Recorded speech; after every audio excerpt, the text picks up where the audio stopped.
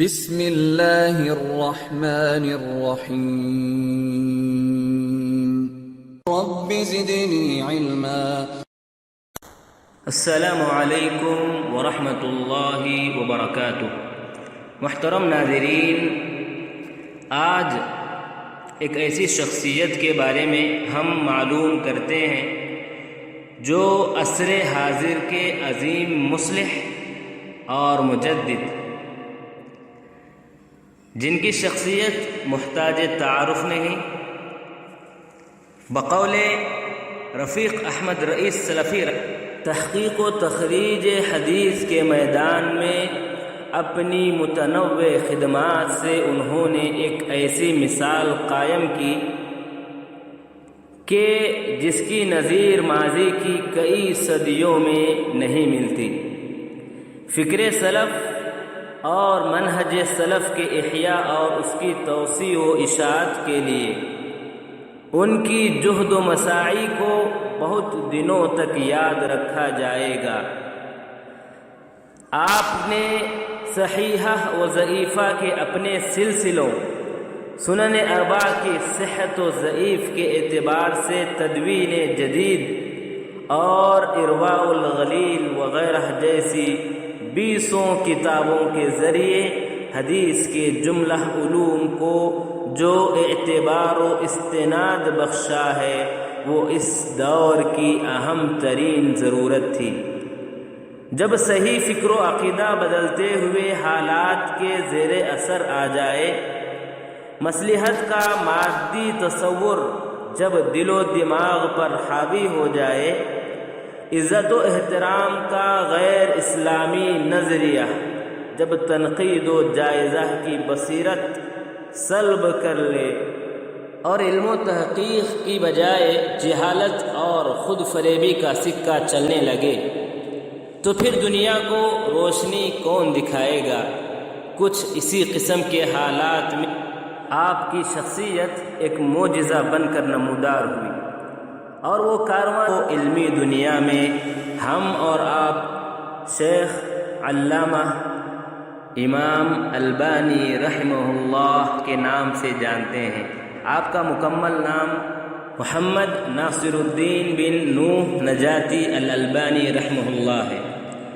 آپ 1333 ہجری بمطابق 1914 عیسوی کو اشقورہ نامی گاؤں میں البانیہ میں پیدا ہوئے البانی میں، لیکن اپنے والد صاحب کے ساتھ آپ دمشق کی طرف ہجرت کر گئے۔ ابتدائی تعلیم دمشقی میں ہوئی۔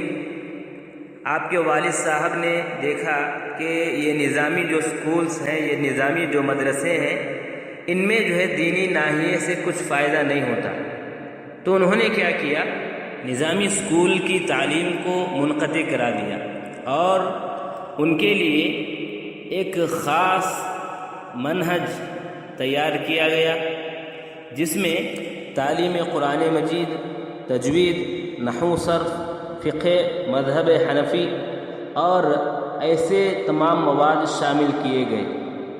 آپ رحمہ اللہ اپنے والد صاحب کے پاس حفص بن عاصم کی روایت کے مطابق حفظ مکمل کیے۔ سعید البرہانی کے پاس کچھ لغت و بلاغت کی کتابیں پڑھتے رہے۔ اپنے والد کے پاس گھڑی سازی آپ نے سیکھی، حتیٰ کہ اس میں مشہور و معروف ہو گئے، اور اس میں کمائی بھی ہوتی رہی۔ اس کمائی کا فائدہ یہ ہوا، یعنی گھڑی سازی جو کی گئی، اس کا فائدہ یہ ہوا کہ آپ کو مطالعے کے لیے وقت کی بچت ہوتی تھی، اور آپ نے جو شام کی طرف ہجرت کی تھی، اس کا فائدہ یہ ہوا کہ آپ کی عربی لغت اور علوم شرعیہ کا حصول اور مصادر اصلیہ سے آپ بخوبی واقف ہو گئے تھے۔ آپ کے والد حنفی المذہب تھے اور عملاً حنفی مذہب کی تقلید کرتے تھے، اور آپ رحمہ اللہ کو علم حدیث سے ہمیشہ روکتے اور کیا کہتے معلوم، کہ اے محمد یاد رکھو، علم حدیث مفلسوں کا پیشہ ہے۔ لیکن 20 سال کی عمر میں آپ علامہ البانی رحمہ اللہ علم حدیث کی طرف متوجہ ہونے لگے۔ علم حدیث کی طرف متوجہ ہونے کا سبب یہ بیان کرتے ہیں کہ ایک مجلہ المنار نامی مجلہ جو ہے آیا کرتا تھا، جس میں رشید رضا رحمہ اللہ کے مضامین چھپتے تھے۔ رشید رضا رحمہ اللہ امام غزالی رحمہ اللہ کی کتاب الاحیاء پر علمی تنقید کے مضامین لکھا کرتے تھے۔ وہ مضامین آپ رحمہ اللہ ایک مرتبہ پڑھے اور وہاں سے علم حدیث پر شوق اور رغبت پیدا ہو گئی۔ آپ نے سب سے پہلی خدمت علم حدیث میں جو کی، آپ نے المغنی عن حمل الاسفار فی تخریج ما فی الاحیاء من الاخبار، یہ نامی ایک کتاب ہے حافظ عراقی رحمہ اللہ کی۔ اس کتاب پر آپ نے تعلیق چڑھایا اور منظر عام پر لایا۔ وہیں سے علم حدیث میں اہتمام بڑھتا گیا۔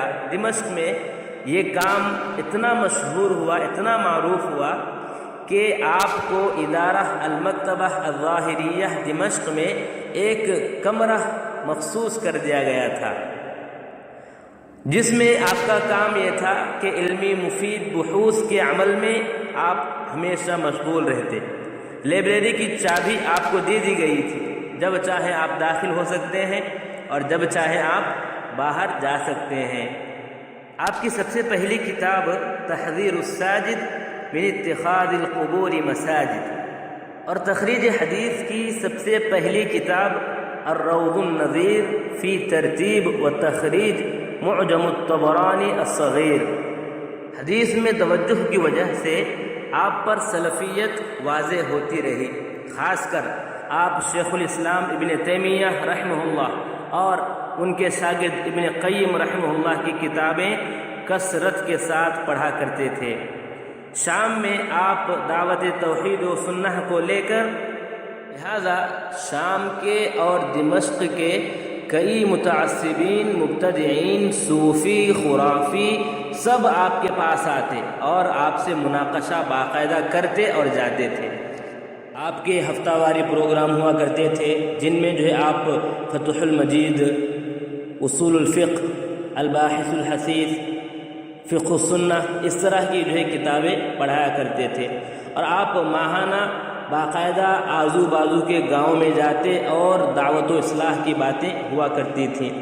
اسی جو ہے دوران آپ کی باتوں سے کچھ لوگ غلط فہمی کے شکار ہوئے اور کچھ حاسدوں نے آپ کے بارے میں الزام لگایا، اور اسی حالت میں آپ کو جیل جانا پڑا۔ آپ جو ہے مکمل 2 مرتبہ جیل کو گئے۔ ایک مرتبہ 1960 میں 1 مہینہ تک کے لیے جیل میں گئے تھے، اور پھر 1960 پر 7 میں 8 مہینوں کے لیے آپ قید میں رہے۔ اللہ اکبر! قید میں ہیں تو علمی تحقیق بند؟ نہیں، ایسا نہیں ہوا، بلکہ قید میں بھی آپ نے مختصر صحیح مسلم، حافظ منذری رحمہ اللہ کی کتاب ہے، اس کی تحقیق آپ نے کی۔ سبحان اللہ! آپ کے محاضرات اسپانیہ میں، کویت میں، امارات میں، یورپ میں اور مختلف جگہوں میں ہوتے تھے۔ آپ مجلس اعلیٰ جامعہ اسلامیہ مدینہ منورہ کے ممبر بھی تھے۔ کی تالیفات، تحقیقات، رسائل، یہ تمام ملا کے 100-150 کے قریب، بلکہ 200 تک بھی تعداد بتائی جاتی ہے۔ بلکہ آپ کی کئی کتابیں ایسی ہیں جن کو کئی مرتبہ چھاپا گیا۔ مثال کے طور پر ارواء الغلیل ہے، سلسلہ صحیحہ ہے، سلسلہ ضعیفہ ہے، صفت صلاۃ النبی، یہ تمام بار بار چھاپی گئی۔ آپ کو 1999 میں لجنہ مختارہ جائزۃ الملک فیصل العالیہ للدراسہ الاسلامیہ کی جانب سے باقاعدہ آپ کو جائزہ بھی دیا گیا۔ یہ مختصر باتیں رہیں، ورنہ بات لمبی ہو جائے گی۔ اب آئیے آپ کے بارے میں چند علماء کی باتیں سنتے ہیں۔ ابن باز رحمہ اللہ فرماتے ہیں کہ میں نے آسمان کے نیچے اس عصر میں آپ سے بڑھ کر عالم کو نہ دیکھا۔ آپ سے ایک مرتبہ پوچھا گیا، یعنی ابن باز رحمہ اللہ سے پوچھا گیا کہ اللہ کے نبی صلی اللہ علیہ وسلم نے فرمایا ہر 100 سال میں ایک مرتبہ ایک مجدد کو مبعوث کرتا ہے اللہ تبارک و تعالیٰ، تو اس عہد کے مجدد کون ہے؟ تو ابن باز رحمہ اللہ نے کہا اس عصر میں میری نظر میں البانی رحمہ اللہ مجدد ہے۔ سبحان اللہ! اسی طرح عبد المحسن العباد رحمہ اللہ فرماتے ہیں کہ آپ ان بہترین علماء میں سے تھے جنہوں نے اپنی عمر کو خدمت سنت میں، تالیف و دعوت الی اللہ اور نصر عقیدہ سلفیہ میں، حرب بدعت، سنت رسول کے دفاع میں گزار دی۔ آپ ممتاز علماء میں سے تھے، آپ کی عظمت کو عام و خاص سب جانتے ہیں۔ صالح العثیمین رحمہ اللہ فرماتے ہیں میں آپ سے بہت کم ملا ہوں، لیکن اسی ملاقات میں آپ کے بارے میں جانتا ہوں کہ آپ سنت پر عمل کرنے میں بہت زیادہ حریص تھے۔ بدعت چاہے عقیدتاً ہو عملاً ہو شدید مخالفت کرتے تھے۔ آپ کے کتابوں سے معلوم ہوا کہ آپ علم حدیث میں کافی علم رکھتے تھے۔ روایتاً اور درایتاً دونوں طریقوں سے اللہ نے ان کی کتابوں کے ذریعے بہت سوں کو فائدہ پہنچایا، سبحان اللہ۔